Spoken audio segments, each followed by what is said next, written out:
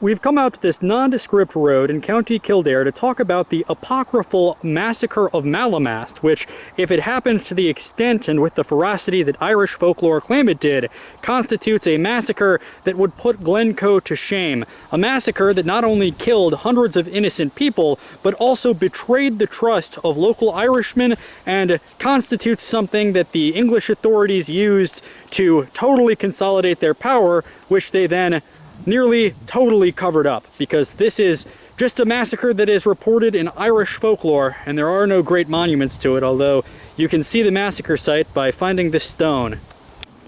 So as the Irish tell this story, in the mid-1570s, English nobility was looking to establish themselves a little bit beyond the Pale of Settlement. And the Pale of Settlement, by the way, was a 2-meter tall dirt wall that stretched around the areas that the British felt were loyal enough to the crown, and everything beyond that pale was more or less outside of their control. It was Irish chieftains, and although they sometimes formed friendly alliances with the British, they were not trusted enough to form a strategic alliance. Now, the British in the 1570s sent two men, Robert Hartpole and Francis Cosby, to establish right beyond the pale Kings County and Queens County, and these two men immediately began befriending the locals, saying, maybe the British aren't as bad as you think they are, why not simply be on good terms with us, and maybe you'll have a little bit of a benefit.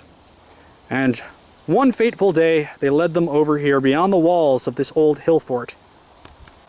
Now one day in late 1576 or early 1577, the legend is kind of up for debate because it's all, like I said, incredibly apocryphal. The two noblemen, Francis Cosby and Robert Hartpole, invited between 100 and 400 Irish nobility, incredibly influential people, to this old hill fort. And if there was any apprehension, they said, don't worry, there's going to be a military demonstration and you're going to see the might of the British. And also they had the support of Henry Sidney, who was the face of the British here in Ireland. And if there was any apprehension, the Irish nobility would have said, well, they've got the support of the literal, basically the governor of the island, so there's no way we would simply be cut down. And so these hundreds of noblemen from influential local families made their way to this ancient hill fort overlooking County Kildare. They were under the impression, probably true, that the Lord Deputy of Ireland, Henry Sidney, had authorized these two local noblemen to perform a military demonstration. So when they saw 4 layers deep of cavalrymen standing all around, they thought nothing of it, and they assembled inside of the hill fort when a local man named James Lawler was told by his father, I think something suspicious is happening. Now, this part of the legend was only told to me by an old Irish gentleman who was walking down the road. I can't find much about this narrative online, and supposedly this is where the legend comes from, because the folks here were so thoroughly wiped out that nobody survived. And apparently, James Lawler's father said, if I don't come back within 30 minutes, hightail it out of here. You run like there's no tomorrow. And sure enough, 30 minutes passed, and everybody had been cut down. So James Lawler takes off, but is wounded by cavalrymen chasing after him. And he collapsed and died at the Bleeding Heart pub, which apparently has been shut down since the 1980s. And this old forgotten monument in the center of the hill fort reads, Wrath of Mullaghmast. Here are the 7 septs of leeks who lost their lives here on New Year's Day, 1577. O'Moores, O'Lollops, O'Kellys, O'Dorans, McAvoys, McVoys, and O'Dowlings. And what's so fascinating about this is the fact that it was totally covered up by the new monarchy that was taking root beyond the Pale of Settlement, or within the Pale of Settlement. And this story was pretty much a forbidden topic. And the only bit of evidence they had was a man who escaped and died as soon as he reached the village, and other local chieftains were basically not allowed to talk about it, or unable to talk about it, because 7 royal family lines had been totally wiped out forever. I'd like to know much more about this massacre, as would, I'm sure, every Irish historian, but there's so little information available about it. I'd also love to know more about this hill fort, because it's beautiful and not well advertised on Google or on street maps at all. I actually just saw it kind of from Google Earth, and you can see the nobles, the 7 seats would have been gathered in there, And cavalrymen would have been waiting out here for the word from those two nobles that would later have their backs covered by Henry Sidney, the Lord Deputy of Ireland.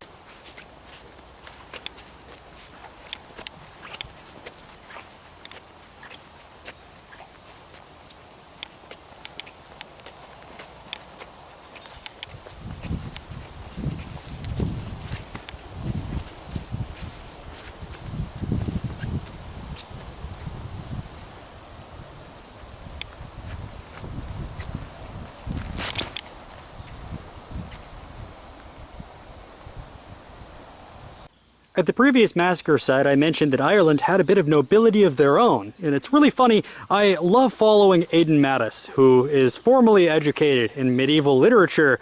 He's a YouTuber, and he says that every time he does something about the history of Ireland, TikTokers come at him and say, oh, Ireland wasn't a monarchy until the British came along. But that's just not true. Their monarchy here was more of a chieftain system, and these chieftains, up until the arrival of the settlers, would usually report back to the High King of Ireland. In that way, there were local kings, like the kings of Leinster, one of which is buried here, and his story is really, really fascinating. I wanted to show you his grave and kind of describe to you the nobility of Ireland in its latter years. Much like the Scottish clans, the Kavanaghs remain incredibly influential and powerful in Ireland even today. And if you take a look inside of this building, you can see, and this was a domestic building built alongside of the old church, which was later destroyed, some of the more recent Kavanagh graves. And you can see over here a medieval grave slab, perhaps from the time of the last truly influential king of Leinster, who was himself a Kavanagh. And over here, I believe this is from the 19th century, or actually it is from 1902. And one of these final powerful kings of Leinster, MacMurrough Kavanagh, is buried here behind the old oratory of this destroyed church. And his story goes that he was born in 1357 and began to basically act as the bane of settlers who would come in and try to settle outside of the Pale of Settlement. And because of his strategic marriage to a woman who was of the Anglo-Norman crown, she was a noblewoman, this was against the Kilkenny laws, which stated that it was illegal for settlers to marry into Irish families. He sort of had a hero's arc, and he was an absolute terror to Norman settlers who would resist his rule. His reign lasted for over 40 years. So noble was King Art Kavanagh that he married solely for love and not for land or titles, and he married an Anglo-Norman noblewoman knowing that this was a violation of the Kilkenny statute. And even though she was entitled by the crown to a vast amount of land in medieval Ireland, this marriage was in violation of the Kilkenny laws, saying that you couldn't marry an Irish man even if he was an absolute upper crust of society nobleman, like Art Kavanagh. And so for the next 42 years, he would terrorize any settlers who wouldn't submit to his rule, but was very good to them if you treated him as a rightful king. And for several years, he sparred with King Richard II, eventually submitting to him, but as soon as King Richard left the island, he again waged war on the settlers who didn't obey his authority. In order to clamp down on the rebellious spirit and possibly any future uprisings, because again his wife was Anglo-Norman nobility, Art Kavanagh was poisoned in 1417 at New Ross, ending 42 years of rule.